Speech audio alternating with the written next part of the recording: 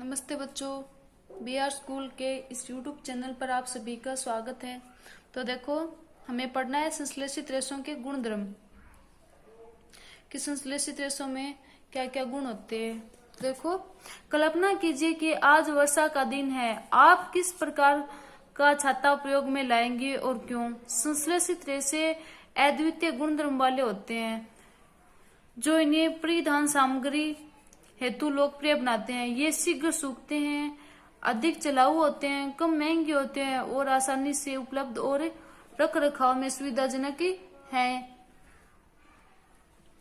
निम्नलिखित क्रियाकलाप संपादित कीजिए और स्वयं कीजिए। यानी देखो, संश्लेषित रेशे हैं वो जल्दी तो सूखते हैं और यानी अधिक चलाऊ होते हैं और कम महंगे होते हैं और आसानी से वो उपलब्ध हो जाते हैं। उनके रख रखाव में भी ये सुविधाजनक है, यानी ये इसके गुणधर्म हैं। क्रियाकलाप 3.2। एक आकार के दो कपड़े के टुकड़े लीजिए, प्रत्येक लगभग आधा मीटर वर्ग का हो। इसमें से एक प्राकृतिक रेशे से निर्मित होना चाहिए तो दूसरा है वो संश्लेषित रेशे से बना हुआ हो।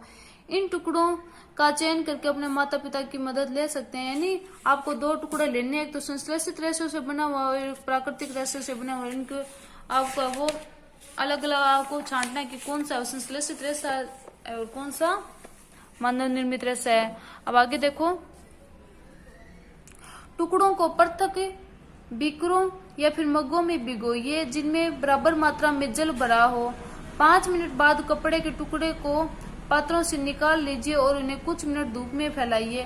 प्रत्येक पात्र में शेष रहे जल के आयतन की परस्पर आपको तुलना करनी है, यानी आपको करना है। अब आगे देखो, क्या संश्लेषित रेशे वो प्राकृतिक रेशों की अपेक्षा कम जल सोखते हैं? क्या ये सोखने में कम समय लेते हैं? ये क्रियाकलाप आपको संश्लेषित कपड़ों के गुणधर्म के बारे में क्या बतलाता है? यानी ये जल्दी सूखते हैं संश्लेषित रेशे वो प्राकृतिक रेशों की तुलना में।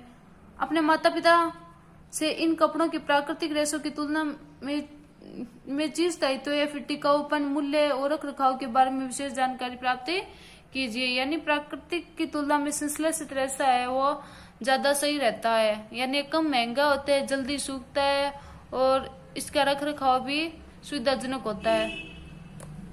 अब आगे देखो, प्लास्टिक। आप घर पर प्रतिदिन काम में आने वाली बहुत सी प्लास्टिक की वस्तुओं से परिचित होंगे। इस प्रकार की वस्तुएं और उनके अनेक उपयोगों के बारे में एक सूची बनाइए। संश्लेषित रेशों की तरह प्लास्टिक भी एक बहुलक है। यानी प्लास्टिक भी एक बहुलक का मतलब ये छोटी छोटी इकाइयों से मिलकर बना हुआ है। सभी प्लास्टिक में इकाइयों की व्यवस्था एक ही प्रकार की नहीं होती। कुछ में रेखीय होती है तो अन्य में यह तिर्यक बंद या फिर क्रॉस बंद होती है। यानी सभी जो प्लास्टिक में सभी इकाइयां वो एक ही प्रकार से व्यवस्थित न होकर अलग अलग प्रकार से, यानी सारे के साथ रेखीय तुलना में रेखीय नहीं होती, यानी ये अलग अलग प्रकार से वो व्यवस्थित की गई होती हैं। अब आगे देखो, जैसे देखो आपको नीचे एक तरफ तो रेखीय दिखा रखा है, दूसरी तरफ है वो क्रॉस बंद व्यवस्था दिखा रखी है प्लास्टिक की।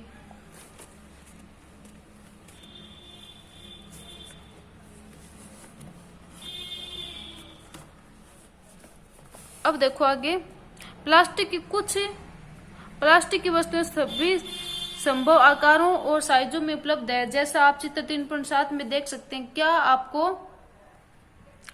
आश्चर्य नहीं होता कि यह कैसे संभव है? तथ्य यह है कि प्लास्टिक आसानी से सांचे में डाला जा सकता है, अर्थात इसे कोई भी आकार दिया जा सकता है। यानी प्लास्टिक को आप कोई भी आकार दे सकते हैं। प्लास्टिक का पुनः चक्रण हो सकता है और उनका पुनः चक्रण भी किया जा सकता है। इसे पुनः प्रयुक्त भी किया जा सकता है, इसे रंगा और पिघलाया भी जा सकता है और इसे बेलकर चादरों में भी बदला जा सकता है तथा इसके तारे बनाई जा सकती हैं। इसलिए इनके अधिक विभिन्न प्रकार के उपयोग है। यानी ये जो आपको बता दिए, यानी इसको रंगा भी जा सकता है, इसको पिघलाया भी जा सकता है, इनका पुनः चक्रण भी किया जा सकता है, इनकी तारें भी बनाई जा सकती है, इनको विभिन्न प्रकार से उपयोग में लिया जा सकता है। यानी देखो नीचे आपको देखो प्लास्टिक की कुर्सी है, ये जो बाल्टी है, गिलास है और ये देखो आपको इधर ये जो छोटी सी बाइक दिखा रखी है ये भी है, यानी ये सारे के सारे प्लास्टिक निर्मित है। नीचे देखो अब पॉलीथीन यानी पॉली प्लस एथीन है, वो प्लास्टिक का एक उदाहरण है जो अन्य उपयोग में आने वाली पॉलीथीन थैलियां बनाने में काम में आता है। अब आप स्वयं ही प्लास्टिक के टुकड़े को मोड़िए और क्या सभी प्लास्टिक वस्तुएं सरलतापूर्वक मोड़ी जा सकती हैं।